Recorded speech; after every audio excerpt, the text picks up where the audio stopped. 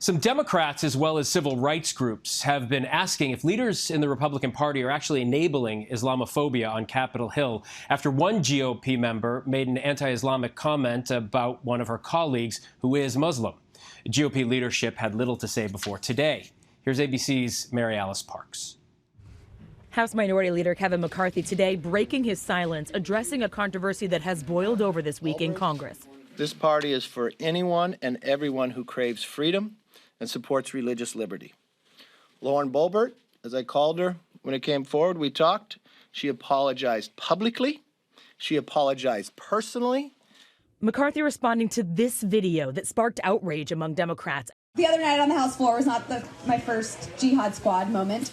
A sitting member of Congress, Colorado Representative Lauren Boebert, seen on camera at a November event referring to progressive colleagues as the, quote, jihad squad, and then implying that Representative Ilhan Omar, one of only 2 female Muslim members of Congress and the only to wear a hijab, could be a potential terrorist. We're going back to my office, and we get in the elevator, and there she is, Ilhan Omar. Oops. And I said, well, she doesn't have a backpack. We should be fine. Omar says the story never happened, claiming it was an inflated tale by Boebert trying to look anti-Muslim to her supporters. Civil rights leaders worry her statements are a part of a trend of Islamic attacks from far-right Republican members of Congress, and that congressional leaders are too often not speaking out. I want the leaders of the GOP and DNC alike to understand the severity of allowing Islamophobia to become mainstream. When the video became public, Boebert did apologize, writing, "I apologize to anyone in the Muslim community I offended with my comment about Representative Omar. I have reached out to her office to speak with her directly. There are plenty of policy differences to focus on without this unnecessary distraction." Boebert and Omar did talk, but the call between them did not seem to go well. The Congresswomen trading pointed statements after, Omar calling out Boebert for not apologizing directly to her or publicly, and saying her comments were, quote, dangerous. We cannot pretend that this hate speech from leading politicians doesn't have real consequences. Visibly shaken, she shared a disturbing anonymous voicemail threat she says she received after her call with Boebert, one of many she says she gets regularly. Don't worry, there's plenty that will love the opportunity to take you off the face of the earth.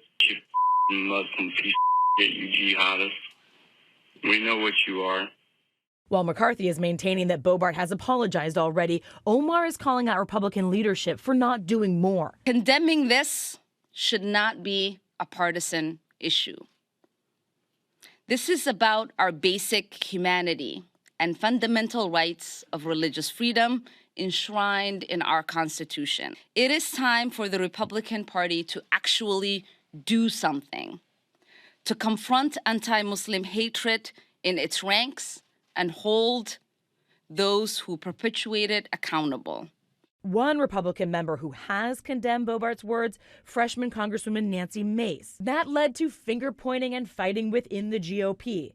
Mace squabbling online with Congresswoman Marjorie Taylor Greene. I mean, she's a grifter of the first order, and she does it to raise money. She takes advantage of vulnerable Americans and vulnerable conservatives. Infighting that McCarthy says he views as a distraction. It's things we would not want to deal with. It is things that the American people want to focus on. Stopping inflation, gas prices, and others, and anything that deviates from that causes problems. Some say Boebert should be stripped of her committee assignments. Taylor Greene was earlier this year for past controversial comments, and Arizona Congressman Paul Gosar was censured by Democrats last month after he tweeted a violent video targeting Representative Alexandria Ocasio-Cortez. But House Speaker Nancy Pelosi seeming reluctant to give more oxygen to what she's called the fringes of the Republican Party. A source familiar with her remarks at a closed-door meeting this week saying Pelosi said there's a judgment that has to be made about how we contribute to their fundraising and their publicity on how obnoxious and disgusting they can be. A delicate balancing act of calling out hate while trying not to add more fuel to the fire. For ABC News, MaryAlice Parks in Washington. Hi, everyone. George Stephanopoulos here. Thanks for checking out the ABC News YouTube channel. If you'd like to get more videos, show highlights, and watch live event coverage, click on the right over here to subscribe to our channel. And don't forget to download the ABC News app for breaking news alerts. Thanks for watching.